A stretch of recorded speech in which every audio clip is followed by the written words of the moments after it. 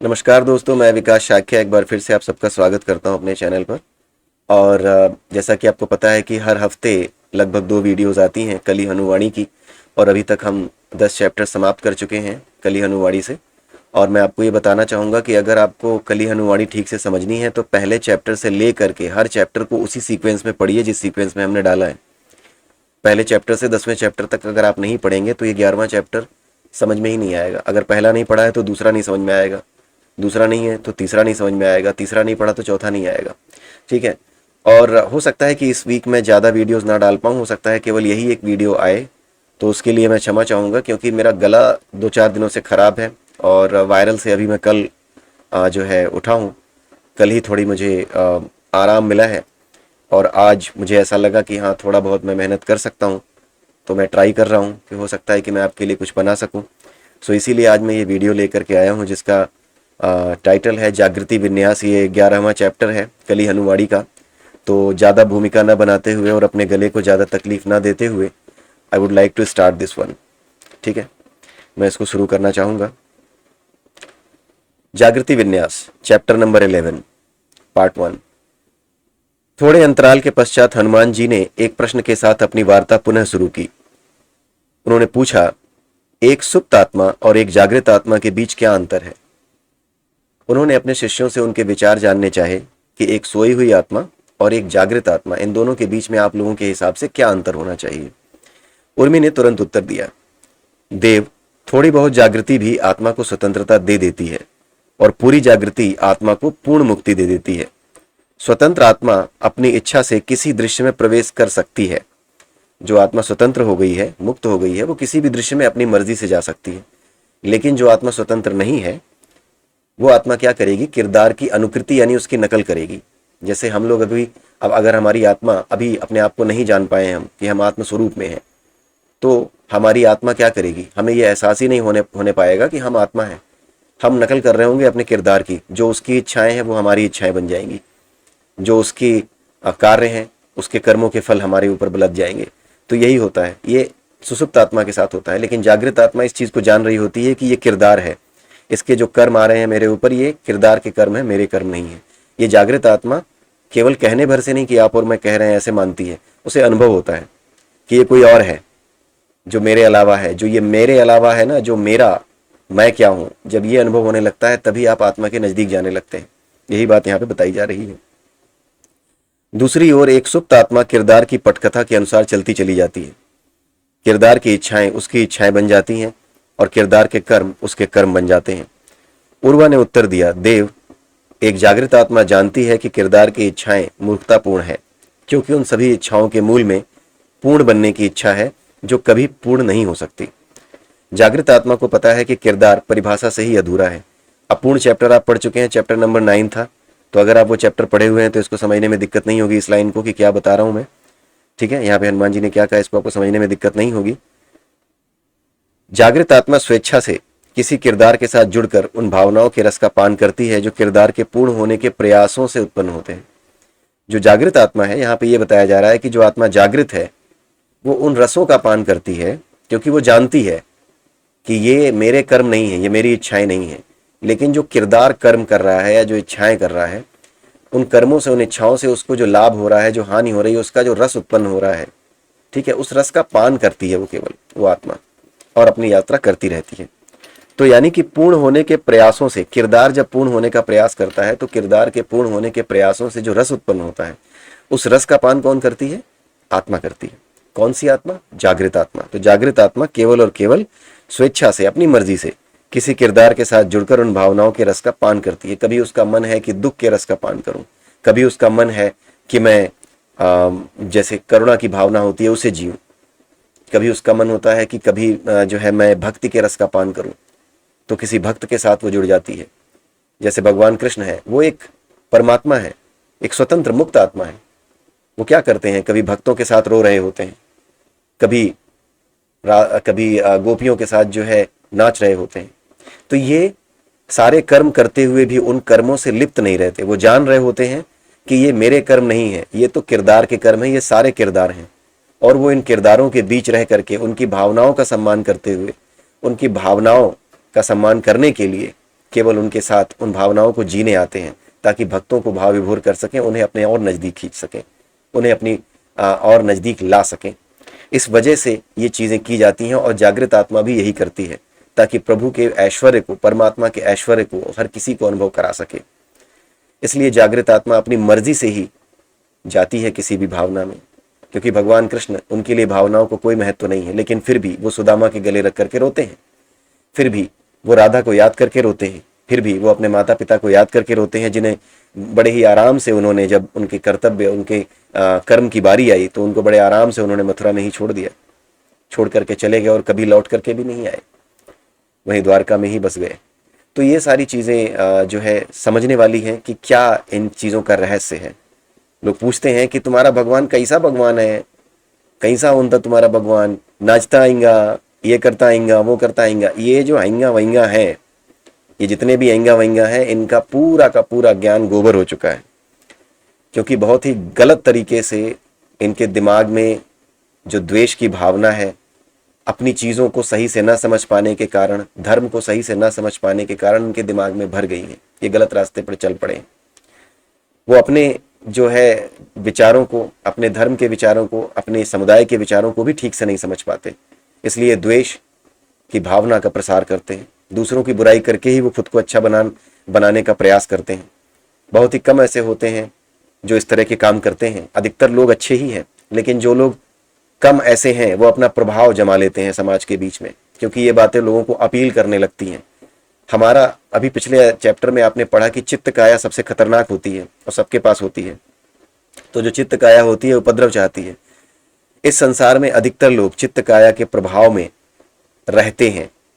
किसी भी काया, जैसे विवेक काया है, किसी को लगता है कि सब मेरे ही धर्म के होने चाहिए, और यही काया अगर उसकी मजबूत हो गई, विवेक काया, तो इसे किसका समर्थन मिलेगा? चित्त काया का। और जैसे ही चित्त काया का समर्थन इसे मिलेगा, ये विवेक काया जो कि ये चाहती है कि पूरी दुनिया में बस मेरे ही धर्म के लोग हों, या अगर मैं पूजा करता हूँ, घंटी बजाता हूँ, तो पूरी दुनिया में हर कोई घंटी बजाने वाला ही हो, अगर ऐसी सोच रखता है कोई, तो उसकी चित्त काया उसको क्या कहेगी? उसकी चित्त काया उससे कहेगी, भाई कर, कैसे भी कर, उपद्रव मचा, सीधे रास्ते से नहीं होगा, लोगों को डरा धमका, मार पीट, नहीं करते हैं तो हटा भगा यहाँ से। तो इस तरह की चीज़ें होंगी। तो इसी वजह से क्या होता है कि इस तरह के लोग बिखर जाते हैं। अब आपको कली हनुवाणी के माध्यम से ये समझ में आ गया होगा कि क्यों ऐसा होता है समाज में, और आपको ये पता होगा कि कल को जब समस्याएं खड़ी होंगी आने वाले समय में भारतवर्ष में, पूरे विश्व में, जो कि होंगी ही, क्योंकि इंसान अब रुकेगा नहीं। ये जो लड़ाइयाँ चल रही हैं, ये जो बम ये इस्तेमाल कर रहा है इंसान, ये तब तक चलती रहेंगी जब तक इसके सारे बम समाप्त नहीं हो जाते इंसान के। ये तब तक करेगा इंसान युद्ध जब तक कि इसका सारा अहंकार मिट्टी में मिल नहीं जाता, जब तक ये खुद को बर्बाद नहीं कर लेता। इस युद्ध का कोई परिणाम नहीं निकलेगा, किसी युद्ध का कोई परिणाम नहीं निकलता सिवाय विनाश के। युद्ध का केवल एक परिणाम होता है, विनाश। इसका और कोई परिणाम नहीं होता। जब विनाश उनका हो जो कि गलत मार्ग पर है, जो कि मानवता को गर्त में ले जा रहे थे, तब इसे धर्म युद्ध कहते हैं और इसे धर्म की विजय कहते हैं। लेकिन जब युद्ध दो लोग सिर्फ इसलिए लड़ रहे हो कि मुझे अपने अहंकार की पूर्ति करनी है, उसका भी अहंकार सामने आ रहा है, उसका भी अहंकार सामने आ रहा है, तब ये केवल आपस की अराजकता रह जाती है और कुछ नहीं रह जाता, और इसका अंत केवल और केवल विनाश में होता है। प्रथम विश्व युद्ध, द्वितीय विश्व युद्ध, आप भले ही कह लें कि हाँ कौन जीता कौन हारा, लेकिन अगर आज की तारीख में आप देखें तो आपको लगता है कि वो युद्ध खत्म हुआ है। इस संसार में युद्ध कभी खत्म नहीं होते। इस संसार में युद्ध निरंतर चलते हैं, कोई युद्ध कभी कोई नहीं जीत पाता। हर युद्ध जो समाप्त हुआ है वो अगले युद्ध का बीज है, इस बात को आप याद रखिए। तो ये सारी चीजें हमें ध्यान में रखते हुए ही, इतनी बातें मैं इसीलिए बोलता हूं जब मैं कली हनुवाणी को डिस्कस करता हूं, क्योंकि ये महान पुस्तक है, ये महान बुक है। ये हनुमान जी ने इसमें जो रहस्य खोले हैं वो हमें इतनी बातों को समझने में मदद करते हैं जिसका कोई हिसाब नहीं है। तो इस वजह से क्या है कि हमें इन चीज़ों का ध्यान रखते हुए, आने वाले समय को परखते हुए इस ज्ञान को अपने पास रखना है, और तुरंत इस बात का अंदाज़ा लगाना है कि सामने वाला अगर कोई हरकत कर रहा है तो उस हरकत का कारण क्या हो सकता है। अगर कोई व्यक्ति ये कहता है कि नहीं पूरी दुनिया में बस मेरे धर्म के जैसा आदमी होना चाहिए, तो आप समझ गए कि क्या है ये?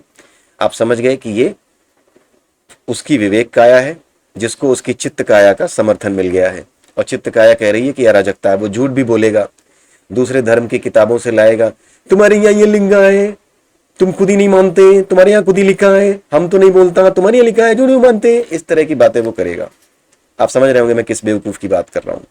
तो इस तरह की बातें जो है ये तभी होती है जब विवेक काया स्ट्रांग हो जाती है मनुष्य की, और चित्त काया बाय डिफॉल्ट नेचर है कि वो उसी काया को समर्थन देती है जो काया मजबूत होती है।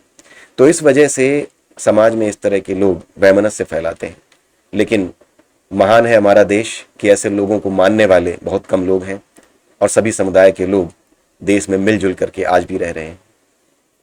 तो ये बड़ी ही खुशनसीबी की बात है। और ऐसे लोग जिन्होंने द्वेष फैलाने की कोशिश की, उन्हें आज जो है मुसीबतें उठानी पड़ रही हैं। आगे देखते हैं। जानकी रूपा ने उत्तर दिया, देव, एक सुप्त आत्मा नहीं जानती कि वह आत्मा है, वह स्वयं को मन मानती है। दूसरी ओर एक जागृत आत्मा स्वयं को मन से अलग देख सकती है। सत्य। हनुमान जी ने कहा, जब एक मन को सुख दुख आदि का अनुभव होता है, तब उस मन से जुड़ी सुप्त आत्मा को भी वही अनुभव होता है। दूसरी ओर एक जागृत आत्मा स्वेच्छा से मन की भावनाओं से अलग हो सकती है।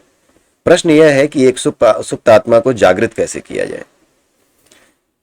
मानसिक चतुर्काया को दृश्यमान करके। जानकी रूपा ने उत्तर दिया, इससे पिछला जो चैप्टर था मानसिक चतुर्काया ही था। तो मानसिक चतुर्काया को दृश्यमान करके आप जो है अपनी आत्मा को जागृत कर सकते हैं। इस बारे में हनुमान जी ने पिछली चैप्टर में बात किया था।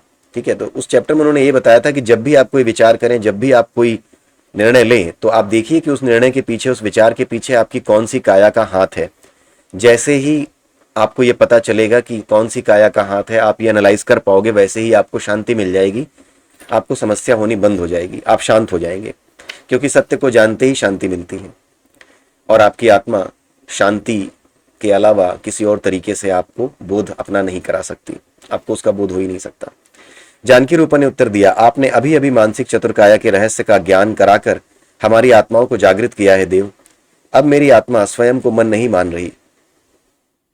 जान रही। इस क्षण मेरी आत्मा एक मूक साक्षी की तरह मुझे ये शब्द बोलते हुए देख रही है। हनुमान जी के चेहरे पर एक शीतल मुस्कान तैर गई। वे शांत स्वर में बोले, यदि आपकी मानसिक चतुर्काया आपको दृश्यमान हो गई है, तो मुझे अपनी वाणी को विराम देना चाहिए। अब आपको और कुछ सीखने की आवश्यकता नहीं है। यहाँ पर हनुमान जी ने थोड़ा सा उपहास किया। जानकी रूपा ने कहा कि मेरी मानसिक चतुर्काया अब तो दृश्यमान हो गई है, लगभग दृश्यमान हुई है, और मैं अपने आप को अपने से अलग जो है देख पा रही हूँ, अपने आप को अपने किरदार से अलग देख पा रही हूँ, और मैं अपने आप को एक आत्मा की तरह, एक साक्षी की तरह देख पा रही हूँ। तो हनुमान जी ने सोचा कि अच्छा, हनुमान जी तो जान रहे थे कि केवल मानने से ये नहीं होता, इसका अनुभव करना होता है, एक मार्ग का अनुसरण करना होता है, या तो ज्ञान मार्ग का या फिर भक्ति मार्ग का। तो ये ऐसी चीज नहीं है जो कि सीधे सीधे बस कहने भर से, जानने भर से समझ में आ जाए। तो यहाँ पर हनुमान जी केवल जानकी रूपा से नहीं, हम सबसे ये बताना चाह रहे हैं कि केवल और केवल इसको जान लेने भर से नहीं कि हमने जान लिया कि हम आत्मा हैं। ऐसे तो बहुत जगह लिखा हुआ है कि आप आत्मा हैं, मैं भी मान लेता हूँ मैं आत्मा हूँ, मैं शरीर नहीं हूँ, लेकिन जब तक मैं अनुभव नहीं कर सकता तब तक फायदा क्या है इस ज्ञान का। तो इस बात को हनुमान जी ने यहाँ पर तुरंत टोका। उन्होंने बोला कि सब जान गई हो, अगर दृश्यमान हो गई है, देख पा रही हो, तो मुझे बोलने की जरूरत ही नहीं, अब तो ज्ञान पूरा हुआ। तो उर्वा ने तुरंत बोला, नहीं देव, मानसिक चतुर्काया अभी दृश्यमान नहीं हुई है। जानकी रूपा ने अपने कथन को सुधारते हुए कहा, हाँ देव, मेरी मानसिक चतुर्काया भी भौतिक काया की तरह स्पष्ट रूप से दृश्यमान नहीं हुई है। अभी केवल उनकी रूपरेखा दिखाई देनी शुरू हुई है, वह भी बहुत धुंधली है। हनुमान जी ने कहा, मैंने आपको मानसिक चतुर्काया के बारे में मूल तकनीकी ज्ञान दे दिया है, अब आपको इसका अभ्यास शुरू करना होगा। किसी भी इच्छा पर कार्य करते हुए उस इच्छा के स्रोत को उजागर करने का अभ्यास। आप पाएंगे कि हर इच्छा के पीछे आपकी एक या एक से अधिक कायाओं का हाथ होता है। जैसे एक नन्हा बच्चा अपनी भौतिक काया की क्रियाओं से परिचित होने का प्रयास करता है, वैसे ही आपको अपनी मानसिक कायाओं से परिचित होने का प्रयास करना है। अभ्यास के पश्चात आपको अपनी मानसिक चतुर्काया स्पष्ट रूप से दिखाई देने लगेंगी, और मेरी सहायता के बिना भी आप विभिन्न किरदारों में प्रवेश कर पाएंगे। उर्वा ने उत्साह से कहा, मुझे उसी दिन की प्रतीक्षा है देव। सबसे पहले मैं बाहरी समाज के किसी मनुष्य के किरदार में प्रवेश करूंगा। मैं जानना चाहता हूं कि वे जन अज्ञान के अंधकार में क्यों रहते हैं। मैं लालच, अहंकार और अज्ञानता के उस उच्च स्तर का अनुभव करना चाहता हूं जिसमें बाहरी समाज डूबा हुआ है। उर्मी ने उर्वा की ओर एक अप्रिय दृष्टि डाली और तत्पश्चात चिरंजीवी गुरु को संबोधित करते हुए बोली, देव, मैं अन्य किरदारों में प्रवेश करने को लेकर आशंकित हूं। यदि मेरी आत्मा किसी अज्ञानी किरदार में फंस गई तो क्या होगा? मुझे इस किरदार से मुक्त होने के लिए गुरु खोजने और परम ज्ञान प्राप्त करने की लंबी प्रक्रिया को पुनः दोहराना होगा।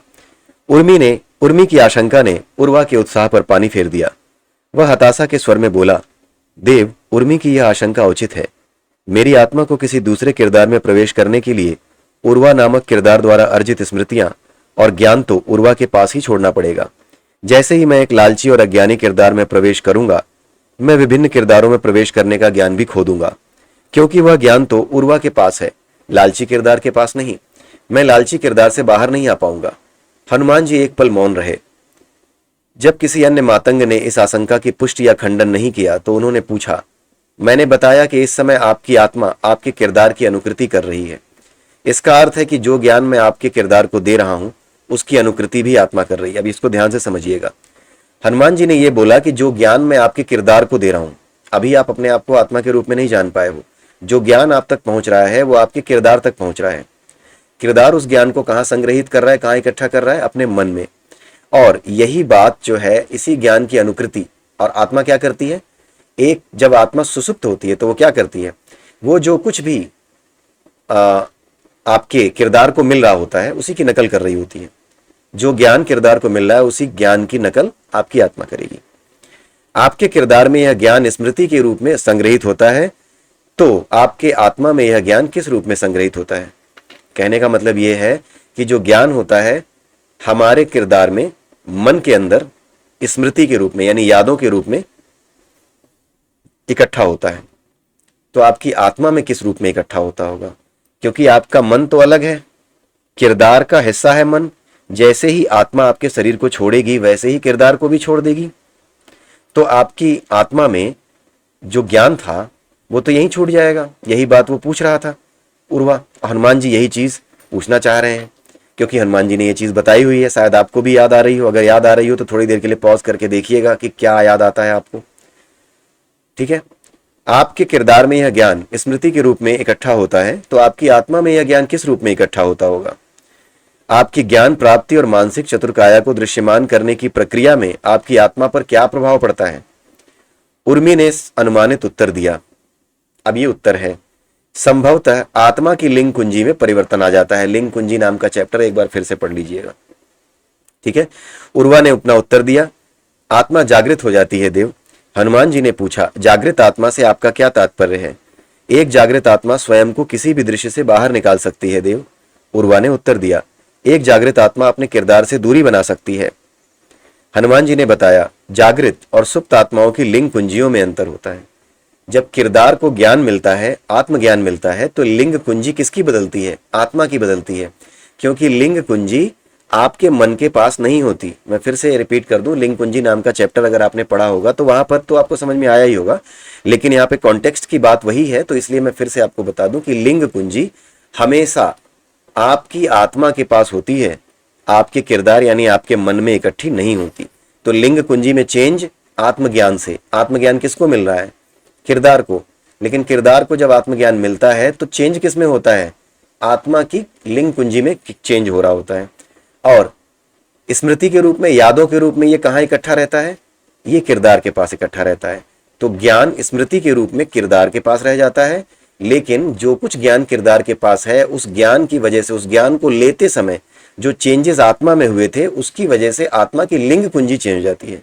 तो जागृत आत्मा की लिंग कुंजी अलग होती है, उसमें उसका कॉन्फ़िगरेशन, उसका विन्यास अलग होता है, और जो सुप्त आत्मा होती है उसका कॉन्फ़िगरेशन, उसका विन्यास अलग होता है। हनुमान जी ने बताया, जागृत और सुप्त आत्माओं की लिंग कुंजियों में अंतर होता है। आत्मा की लिंग कुंजी के मूल में कर्म और इच्छा की एक ऐसी व्यवस्था होती है जो आत्मा की जागृति निर्धारित करती है। उस व्यवस्था को जागृति विन्यास कहा जाता है। यही ये चैप्टर है। आई होप कि आपको समझ में आया होगा। जागृति विन्यास, इंग्लिश में इसको कहते हैं कॉन्फ़िगरेशन।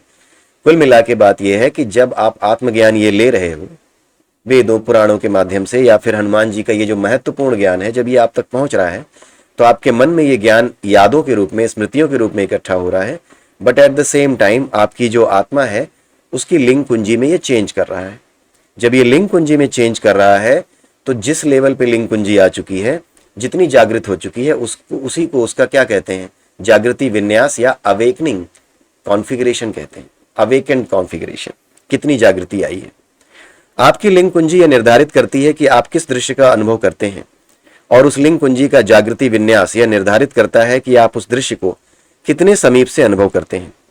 इसे विन्यास कहा जाता है क्योंकि यह एक चर यानी कि एक वेरिएबल है जिसकी राशि 0 से 100 की न्यूनतम और अधिकतम सीमा के बीच होती है। अब थोड़ा सा मैथमेटिक्स आ रहा है यहाँ पे। इसको कॉन्फ़िगरेशन कहा जाता है। ये एक वेरिएबल है, वेरिएबल आप समझते हैं जिसकी वैल्यू चेंज होती रहती है। तो जागृति विन्यास जो लिंग कुंजी का है वो क्या होता है, उसकी वैल्यू 0 से 100 के बीच में होती है, और ये एक वेरिएबल है इसीलिए क्योंकि इसकी वैल्यू 0 से 100 के बीच में चेंज होती रहती है। सुप्त आत्मा का जागृति विन्यास 0 होता है। जो आत्मा सोई हुई है उसका जागृति विन्यास क्या होता है, 0 होता है। आपकी आत्मा का जागृति विन्यास 0 से अधिक है। इन वार्ताओं के माध्यम से वह बढ़ता भी जा रहा है। देव, बढ़कर क्या इसकी राशि 100 हो जाती है? उर्वा ने उत्साह से पूछा। नहीं। हनुमान जी ने कहा, जागृति विन्यास 100 हो जाने पर तो आप दृश्य जी ही नहीं पाएंगे। ये इंपॉर्टेंट चीज है। 100 मैक्सिमम वैल्यू है। जैसे ही आप 100 पर पहुंचेंगे वैसे ही पूर्ण जागृति आ जाएगी। पूर्ण जागृति आते ही आप ये शरीर, ये पदार्थ, ये किरदार पकड़ ही नहीं पाएंगे क्योंकि आप मुक्त हो गए। अगर आप मुक्त हो गए तो ये किरदार आप पकड़ ही नहीं पाएंगे। इसलिए किरदार के द्वारा जुड़कर, किरदार से जुड़ करके उसके सुख दुख का अनुभव आप कर ही नहीं पाएंगे। एक जो 100 वाली आत्मा होती है, जैसे भगवान कृष्ण की बात की, वो पूर्णतः जागृत है, पूर्ण जागृत परम चेतना है।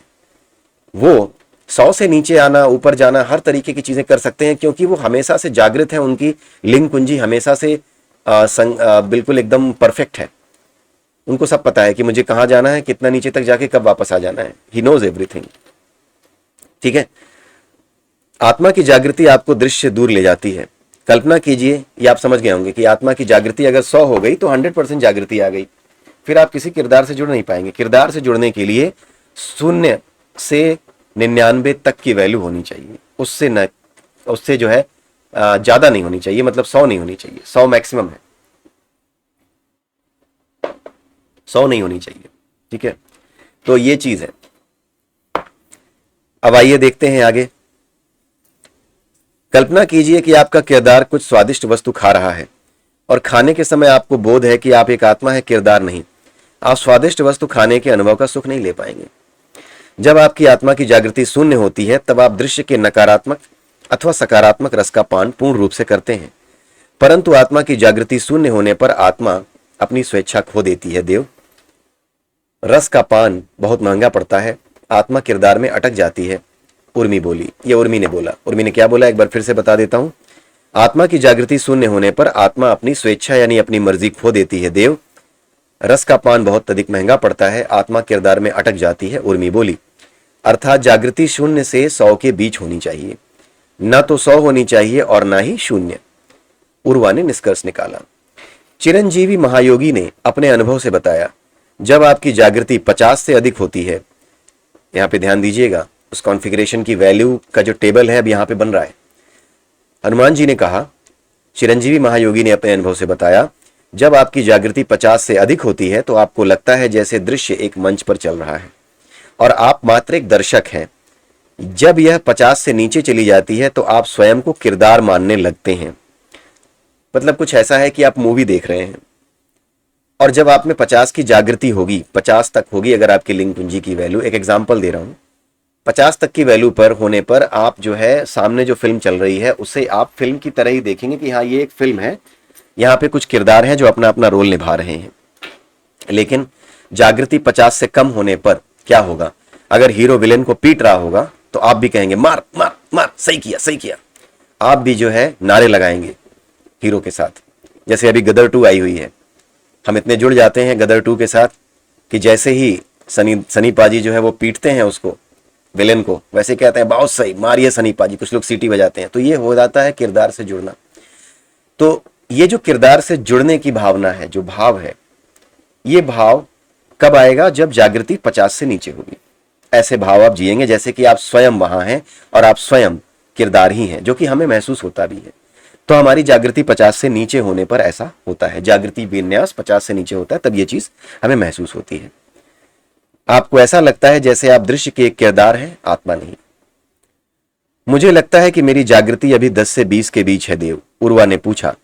क्या इन वार्ताओं के अंत तक मेरी जागृति 99 तक पहुंच जाएगी? हनुमान जी ने कहा, एक योगी की आत्मा स्वेच्छा से अपने जागृति विन्यास को 1 से 99 के बीच बदल सकती है। जागृति विन्यास को बदलना एक कुंभकार द्वारा चाक चलाने जैसा है। 99 से 0 तक जाना भयंकर रूप से सरल है। मैं चाहता हूं कि आप अपने जागृति विन्यास पर इतनी महारत प्राप्त करें कि दृश्य को जीते समय त्रुटि से भी आपकी जागृति शून्य ना हो। यह एक चुनौतीपूर्ण कार्य है, क्योंकि आप दृश्य के रसों का पूरी तरह से पान करना चाहते हैं, जो जागृति के शून्य होने पर ही संभव है। मैं आपको जो ज्ञान दे रहा हूं वह आपके मन में संग्रहित करने के लिए नहीं है।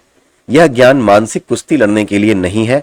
जब आप किरदार बदलना शुरू कर देंगे तो इन वार्ताओं का एक वाक्य भी आपके साथ नहीं होगा। सब कुछ यहीं रह जाएगा। केवल जागृति विन्यास को बदलने में आपकी महारत आपके साथ रहेगी। आपको यह समझ में आ रहा होगा कि ऐसा क्यों कह रहे हैं हनुमान जी, क्योंकि केवल लिंग कुंजी में चेंज आएगा जागृत आत्मा की, और जैसे ही जागृत आत्मा अपने शरीर को छोड़ेगी वो भूल जाएगी, शरीर की स्मृतियों को भूल जाएगी। केवल और केवल जो जागृति होती है ना, जो जागृति मिल गई है उस आत्मा को, वही जागृति उसके साथ रहेगी। ठीक है, और अगर वो किरदार से वापस जुड़ गई तो फिर वो भूल जाएगी। इसलिए हनुमान जी ने बोला कि ये चीजें इतनी सरल नहीं है, आपको इसके लिए प्रैक्टिस करनी पड़ेगी। प्रैक्टिस ही मेन चीज है। भगवान कृष्ण ने भी भगवत गीता में अभ्यास पे जोर दिया है, अभ्यास और वैराग्य 2 चीजों पे जोर दिया है। अब आप समझ सकते होंगे कि कई कहानियां हमारे यहाँ ऐसी आती हैं पुराणों में, वेदों में, महाभारत रामायण में बहुत सी ऐसी कहानियां हैं कि ऐसे ऐसे राक्षसों का उद्धार किया प्रभु ने, जो पिछले जन्म में बहुत बड़े बड़े ऋषि मुनि थे, सन्यासी थे। उनके साथ क्या हुआ था? उनके साथ यही हुआ था, वो किरदार से इतने जुड़ गए, शरीर छोड़ने के बाद उनकी आत्मा जब दूसरे शरीर में घुसी तो उस किरदार से इतने जुड़ गए कि वो भूल गए कि वो क्या थे। उनकी स्मृति उन्हें लौट कर नहीं आ पाई।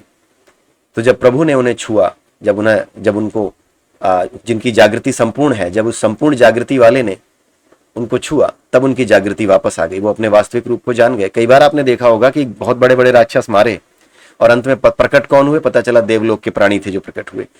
ये कहानियां अब समझ में आपको आएंगी कि क्यों ऐसा है। क्योंकि ये जो हनुमान जी हैं, उन्होंने किसी कारण से ही इस समय में, जो कि ऐसा समय है कि इस समय चारों तरफ अंधकार ही अंधकार अपने आप को फैलाया जा रहा है, उस समय इस ज्ञान को प्रकट कर रहे हैं, तो निश्चित रूप से कोई बड़ी बात ही है।